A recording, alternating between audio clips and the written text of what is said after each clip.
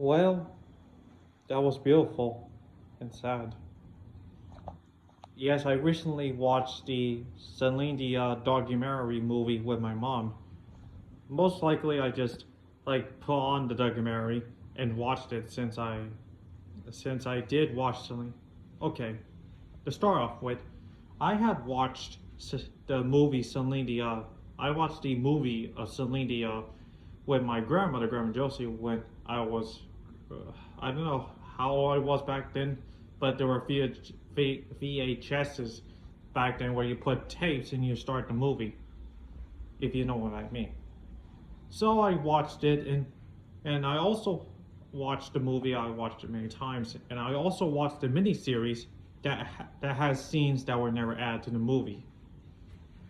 Like in this documentary, it tells like the brother, the sister, the mother and father, and her husband tell their experiences and tell their family history of how Celine Dion became who she is, and how she became famous in Mexico, America, South America, everywhere, and she is known today to be loved.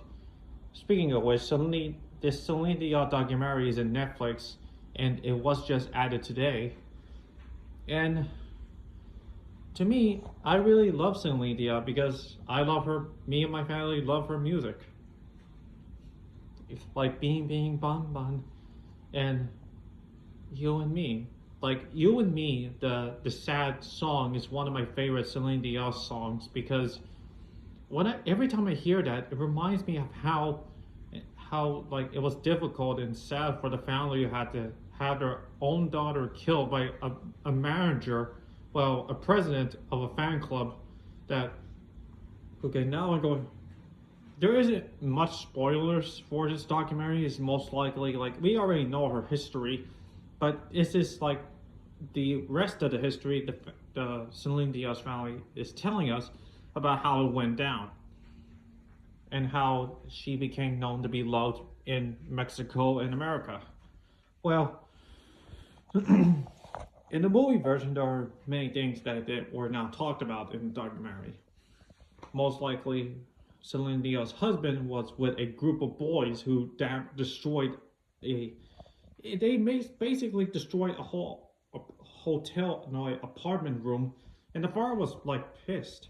Like he demanded him to be fired, and he does eventually fire him, but I got into a big fight with him and Celine Dion, and he all starts screaming, "You're all gonna listen to me," and he pointed out to Celine and threatened her. He said, "You listen to me, or there will be no more Celine Dion. You understand me?"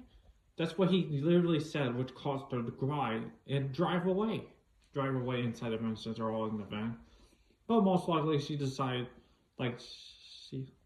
So she decided, like, to add the whole carnival thing. Like, I didn't even know, like, I didn't even know if the. Suddenly, her father argued again in the carnival. But she decided to go see her boyfriend, who became her husband. Like, she all said he will never accept us. Yeah, I can understand that because the father is like trying to protect us, like most fathers love their daughters and want to protect them. But like she and her husband decided to run away to get a marriage license. But in this documentary, they say that she wanted a fairy tale wedding, which she did. But however, in the movie, the broadcast like announces her marriage happening, and in the mini series, the father finds out and wanted to put an end to Celine Dion, but I don't know what happens. I forgot about that, but eventually she does talk to him, and he accepts him. And there was a other one scene in the miniseries that when the bride was eating a burger, Celine pokes her finger in the middle of the burger and makes her hairs. And her brother does the same thing when he like points the finger in his burger and he eats it, just like what his sister did after she died, well, killed. But anyway, I like it, like how Celine Dion or her sister, like most likely brushed and cut off her husband's hair to make him handsome. I like that. I really like it how like the relationship, like like the father, like we all say something to our family members that we don't mean to say.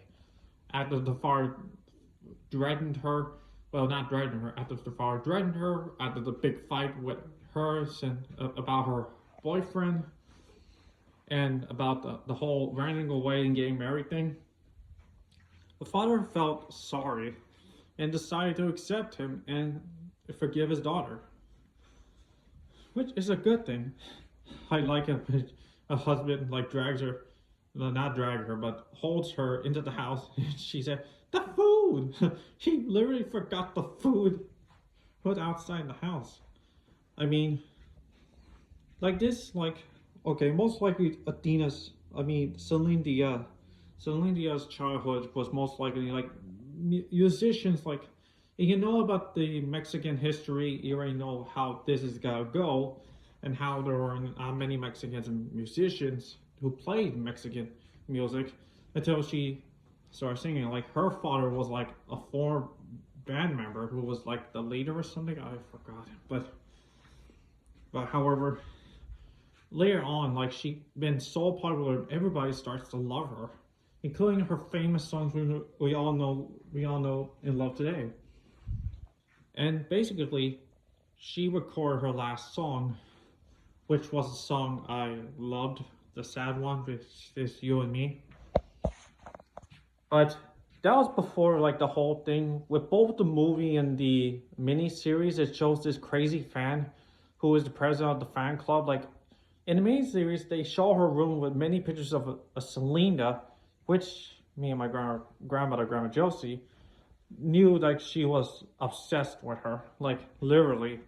You know, one of those fans that go obsessed with their own own singers and idols. Like that's a bit too much, but it goes way too much when she ended up shooting Selena, which causes the whole situation with both the movie and the miniseries. Like the president of the fan club is crying in her car and holding a gun into her head and said, "I don't deserve to live. I want to talk to my mother." Like she is literally crying, and while the task force is outside trying to pointing their guns at her in the car.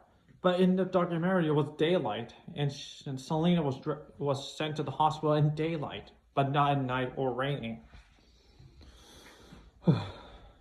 Eventually, like, it's really heartbreaking that to see the family talked about how they reacted and how they heard about Selena got shot and how she died.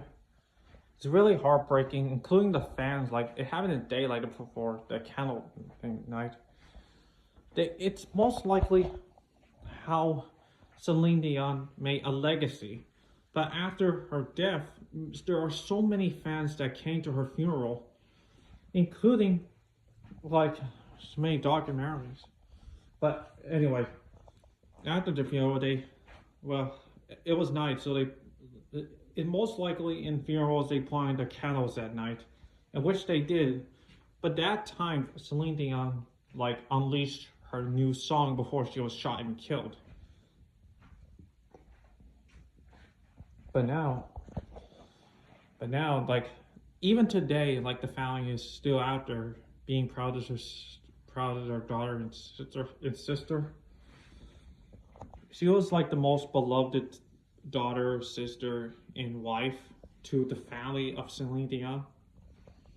And I really don't blame her for being sad after her death. And at that time, my mother was in her senior year when Selena's death was announced. And I wasn't even born when the movie came out, but after I was born and I grew up later on to saw the movie, I loved it, including the miniseries in this documentary. It's like, even like I even heard about a statue being in somewhere, but I forgot what the location. If you know what the location is, leave a comment about the location of the Celine Dion statue. And also they have a museum of Celine Dion. I didn't even know there was a museum of Celine Dion. Like the family even works there.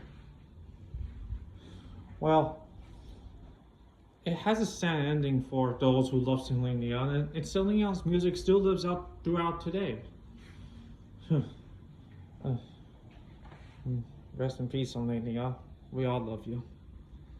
So I don't know how to end this video, but for Celine Dion's family, I hope you're doing all right, and I love your daughter's music and in the movies, and I really hope that you're all doing okay, and also also Celine Dion is always with your hearts, and may she rest in peace and be with you always.